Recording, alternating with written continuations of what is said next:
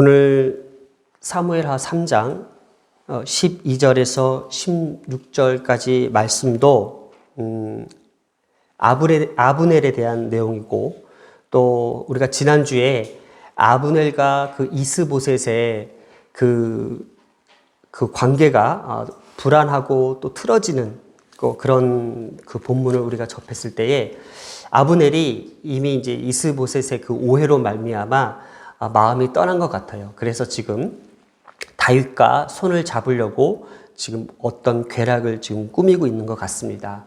우리가 지난주에 그 아브넬의 그 말이 분명히 우리에게 참 큰 도전이 되었던 말씀을 다시 한번 되짚어 보면은, 아브넬은 그 이스보셋에게 이런 얘기를 합니다. 여호와께서 다윗에게 맹세하신 대로 내가 이루게 하지 아니하면, 이 본문의 내용을 보았을 때에 이미 그 아브넬은 하나님께서 다윗의 편에서 함께 하시고 하나님께서 다윗의 집을 더욱더 강성하게 하신다는 것을 알고 있음에도 불구하고 자신의 힘과 의지와 능력과 권세로 무언가 이 북이스라엘을, 이스보셋을 세움으로써 잘 해보려고 하는 그 의지가 있었다라는 거예요. 오늘날 우리에게도 그것이 아닌 것을 알면서도, 또 그것이 하나님의 뜻이 아닌 것을 알면서도 어떤 우리의 소원들, 우리의 간구들, 우리의 절실함들 때문에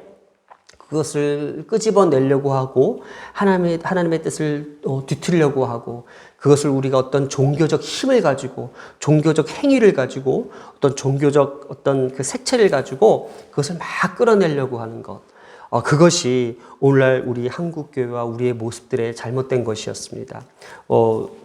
이 작은 교회에 70억까지 대출을 해주겠다고 신협에서 공문이 날라와요. 그래서 정말 이렇게까지 교회를 해야 되나? 이렇게까지 교회를 세워야 되나?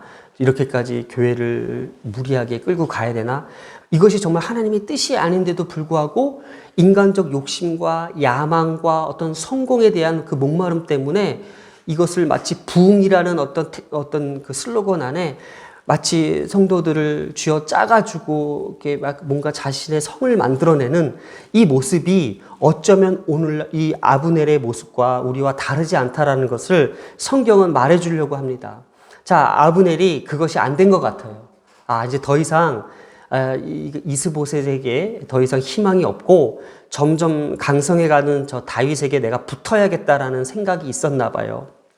그래서 오늘 본문에 보면은 아브넬이 자기를 대신하여 이제 전령들을, 자기가 가면은 아마 다윗에게 혹시 이제 죽을까봐 전령들을 보내서 다윗에게 보냅니다. 그래서 정말 이렇게 얘기해요. 이 땅이 누구 겁니까? 이 땅은 바로 다윗 당신 겁니다. 그러니 당신은 나와 더불어 언약을 좀 맺었으면 좋겠습니다.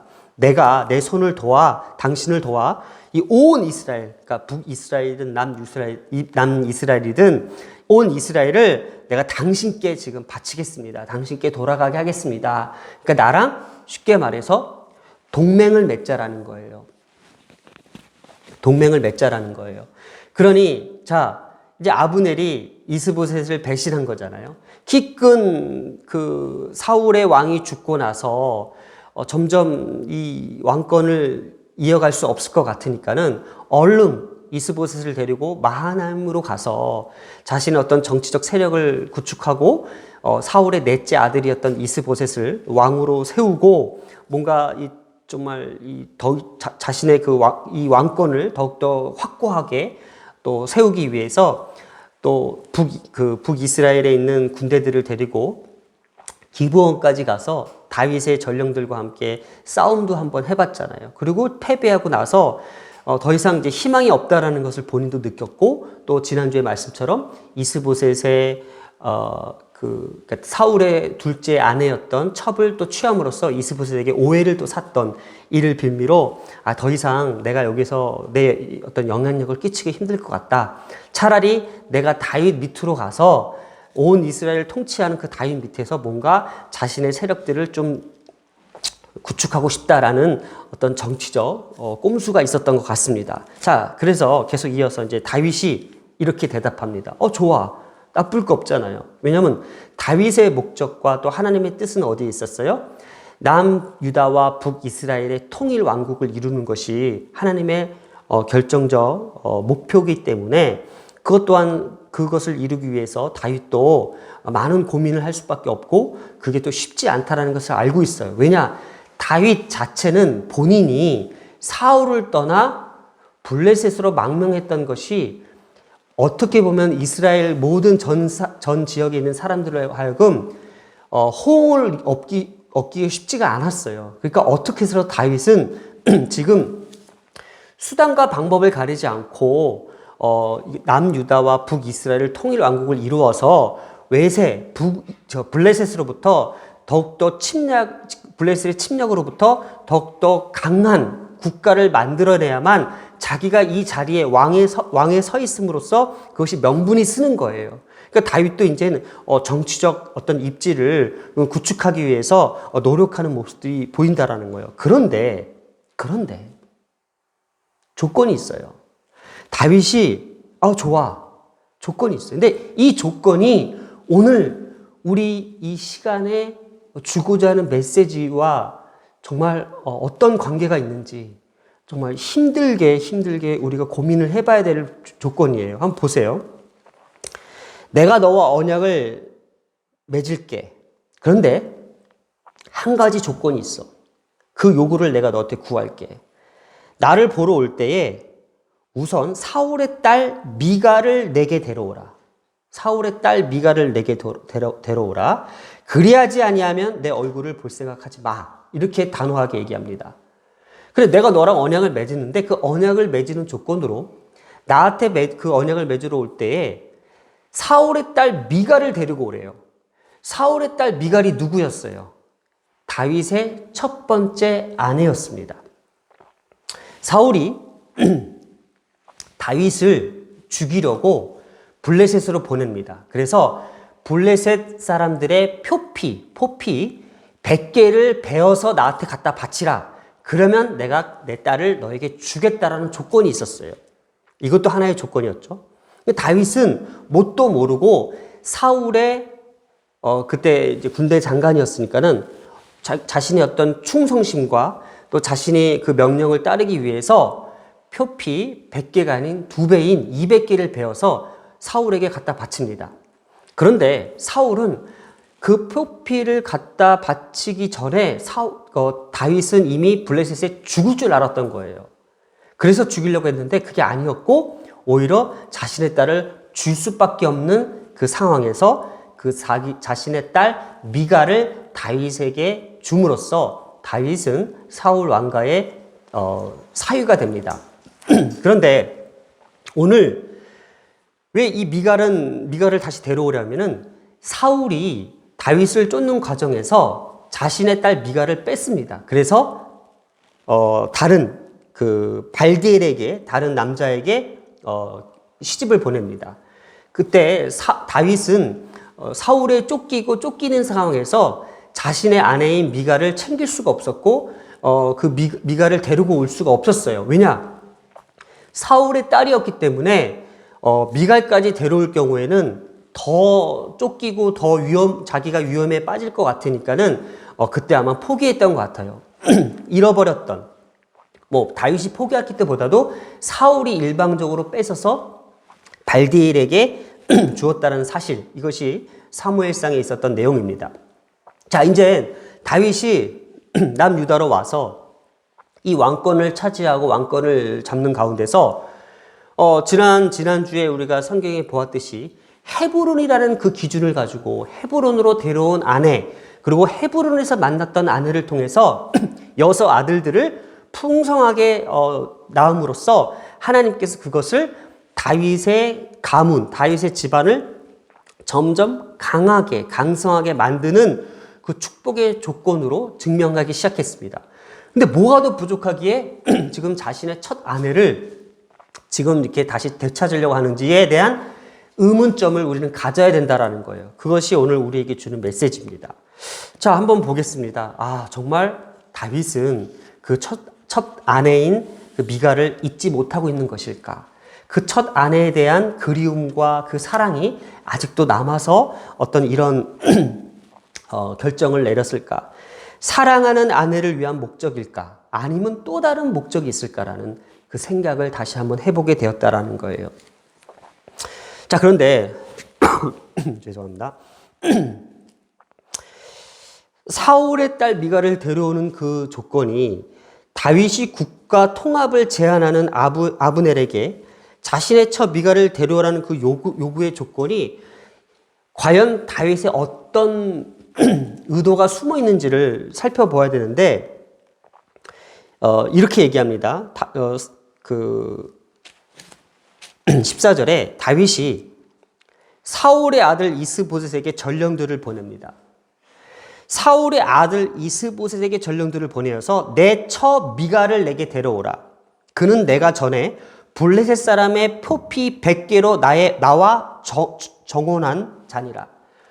지금 아브넬에게 언약의 조건에 의해서 내 첫 번째 처인 미갈을 데려오라고 했잖아요.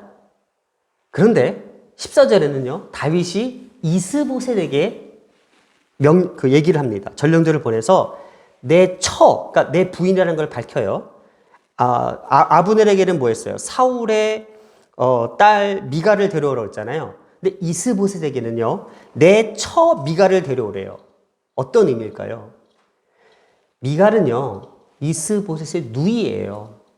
그러니까 아브넬에게 말을 했지만은 이거를 다윗은 합법적으로 데려오기 위해서 이스보셋에게 얘기했던 거예요. 그냥 막 내가 뺏어온 게 아니라 이스보셋아, 네 누이 그 미갈은 내 처다. 그건 어떻게 얻었냐면은 내가 전에 블레셋 사람 포피 100개로 나와 합법적으로 정혼한 관계다. 그렇기 때문에 당연히 내가 내 첫 아내를 취하는 것이 맞으니까는 너는 거기에 대해서 어떤 이의도 되지 말 것을 얘기한다.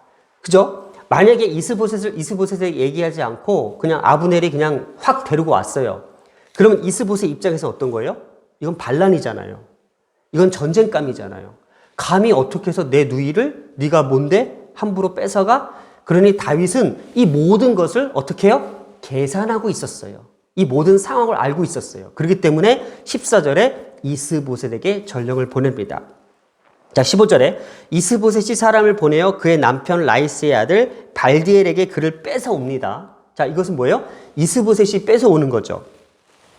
자, 근데 16절이 좀 슬픈 얘기가 있어서 한번 읽어보겠습니다. 마치 드라마의 한 장면이 사랑하는 아내를 빼앗기는 그 절규가 나옵니다. 16절에 그의 남편이 그와 함께 오되 울며. 그러니까 그 미갈을 쫓아오면서 울고 오는 거예요. 바울임까지 따라왔으니 이게 감람산을 벗어나서 예루살렘 쪽까지 쫓아왔던 거예요. 따라옵니다. 그리고 아브넬의 그 가운데에서 딱 막습니다. 야, 손 떼, 돌아가. 그래서 그에게 돌아가라 하매 그는 어쩔 수 없이 돌아갑니다. 왜냐? 아브넬은 지금 이 북이스라엘의 권세자잖아요. 힘 있는 자잖아요. 자, 한번 이것을 상상해 볼게요. 이 발디엘이라는 이 남자가 느닷없이 사랑했던 자기 아내를 빼앗긴 거예요. 근데 발디엘은 잘못이 없거든요. 사울 왕이 자기한테 준 거거든요. 그래서 알콩달콩 잘 살고 있는데 지금 빼앗겨 버린 거예요. 근데 이것이 다윗은 알고 있었을까, 모르고 있었을까? 다윗은 모를 수도 있고 또 이 상황을 들어서 또 알 수도 있겠지만은 왜 이렇게까지 미갈을 데려오려고 했냐라는 것이 오늘 말씀의 초점이라는 거예요. 그래서 아무리 생각해도 이것이 다윗의 그 마음이 어떤 마음인지 모르겠어요. 그래서 막 설교를 준비하면서 다윗의 머릿속으로 들어가기 시작했습니다. 다윗이라면 어떻게 했을까? 다윗이기 때문에 왜 이런 이런 결정을 내렸을까라는 생각을 해봤는데 이런 생각이 들더라고요. 사울의 딸을 다시 자신의 아내로 세운다면은 자신이 북이스라엘과 남유다를 통합하는 데에 그리고 자신이 이 이스라엘의 왕을 계속 계승하는 데에 이 정통성과 합법성을 명확히 부여잡을 수 있기 때문에 자신의 정치적 입지를 굳히기 위한 목적이 아닐까라는 생각을 해봤어요. 그런데 이렇게까지 해야 될 이유가 있을까? 그러면 반대로 생각해 보겠습니다. 정말 미가를 사랑해서 데려왔을까? 이 생각도 한번 해볼게요. 그러나 성경이 오늘 우리에게 비춰주고 있는 그 포커스가 어디냐면은 정말 다윗이 그 미갈을 잊지 못해서 데려왔을까? 그러면 미갈이랑 뒤 이야기가 뭔가 스토리가 나와야 되잖아요. 근데 미갈에 대한 스토리가 어떻게 나오냐면 나중에 다윗이 언약궤를 찾고 그 언약궤 앞에서 너무 기뻐서 춤을 춥니다. 그때 미갈이 자신의 남편인 또 왕이자 남편인 비웃고 또 업신여깁니다. 그때 심한 질책을 받았습니다. 그리고 그 이후에 미갈은 아이를 갖지 못하는 불행한 운명을 갖게 되는 여자가 됩니다. 자, 다윗을 업신여겼던 여자, 다윗에게 함부로 했고 다윗을 무시했던 여자였어요. 그럼 결국은 이 미갈은 다윗과 행복한 그 부부 관계가 아니었던 것 같아요. 자, 그러면 사랑하는 아내를 위한 목적이 아닐 확률이 높다라는 거예요. 자, 그러면 다윗은 인간적인 생각으로 미갈과 재결합을 시도했지만 이러한 성공적이지 못했던 그 이유는 무엇일까? 하나님께서는요, 더 이상 다윗과 사울 집안을 혈연적으로 엮이지 않도록 하시지 않기 위한 것이 아닐까? 근데 왜 굳이 다윗은 지금 미갈을 찾아오려고 했을까라는 거예요. 그래서 저는 제 생각일 수가 있지만은 또 성경이 지금 계속 다윗을 향해서 드러내고자 하는 그런 그 분명한 그 모습들이 몇 가지가 있기 때문에 이렇게 생각할 수가 있습니다. 다윗의 머릿속으로 들어갑니다. 다윗은 이거를 정치적 의도로 활용하고 있다라는 거예요. 그런데 이것이 그러면 그건 그 이주호 목사 당신 생각 아니야? 충분히 그렇게 생각할 수도 있지만은 그러한 정황들이 몇 가지가 있었어요. 사무엘상으로 돌아가 볼게요. 다윗이 우리가 알기로는 정말 훌륭한 사람은 맞아요. 그러나 오늘 성경적 우리가 말씀의 포커스가 여기에요. 절대로 영웅적이거나 우상적인 건 아니에요. 다윗은 되게 인간적이었어요. 다윗은 되게 자기 유리한 쪽으로 끌고 가는 사람이었어요. 사울에게 쫓겼을 때에 더 이상 안 되니까 어땠어요?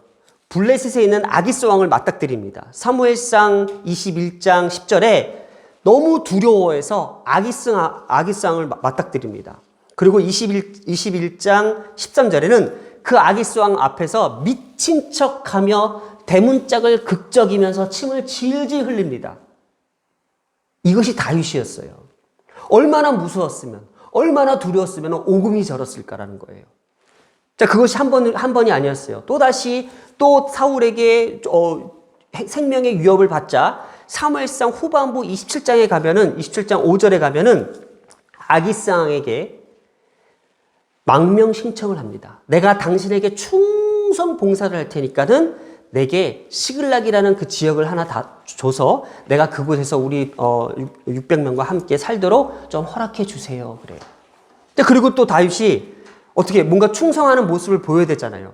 그리고 사실은 자신이 그쪽 그 아말렉을 쳤는데 이 아기스 왕이 어디 갔다 왔냐 그랬더니 내가 우리 족속 유다의 변방에 있는 지역을 내가 치고 왔다고 하면서 거짓말을 시켜요. 왜냐? 잘 보여야 되니까. 이것이 바로 다윗의 모습이고 다윗의 머리예요. 이런 다윗은 또다시 지금 다시 인간적인 생각이 발동한 거예요.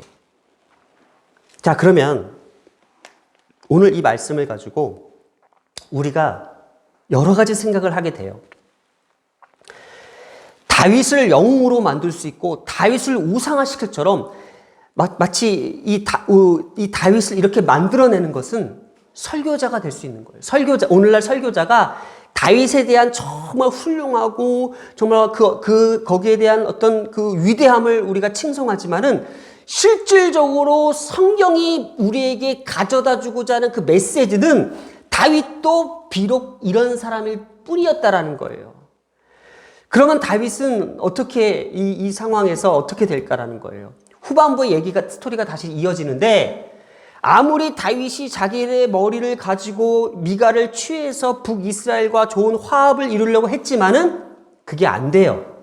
왜 안 되냐면요, 이 다윗이 데리고 있던 그 자신의 그 누이의 그 장남인 요압이 이 아브넬을 죽여버려요. 살인을 해요.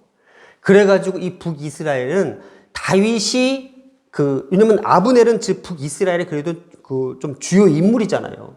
근데 다윗이 아브넬을 죽인 걸로 알고 큰 오해를 삽니다. 그래서 이것이 북이스라엘과 남유다가 화합하는 데에 큰 지장을 일으켜요. 그러니까 이것이 다윗의 뜻대로 되지 않는 거예요. 자, 말씀은 이렇습니다.